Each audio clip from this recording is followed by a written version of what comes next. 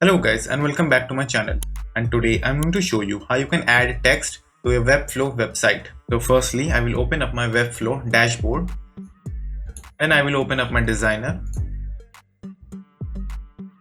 Now let me show you how you can add text to your Webflow. So for example, I will just delete this text by clicking on the text and then pressing delete. Now there is nothing. So what you have to do is now just click on the plus icon at the top left corner.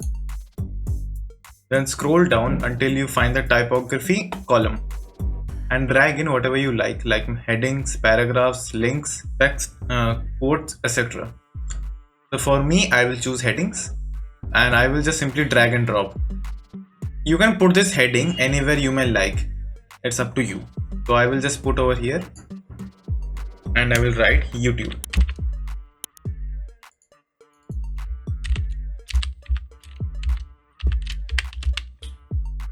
I will also change the arrangement by going in the typography section and aligning into the center. And I will also change the width of the text to light. Yeah. So as you can see, I have added this text into this website. So let's publish it.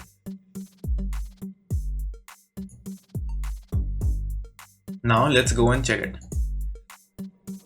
So as you can see, I've added new text in the website. You can do it multiple times. For example, if I want to add more text, I'll just simply click on the plus icon. Then I will choose another text called text. For example, let's take this text only.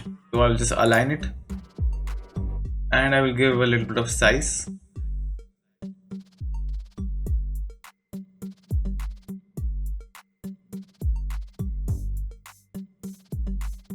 So I have added another text. Now I will just simply click on publish.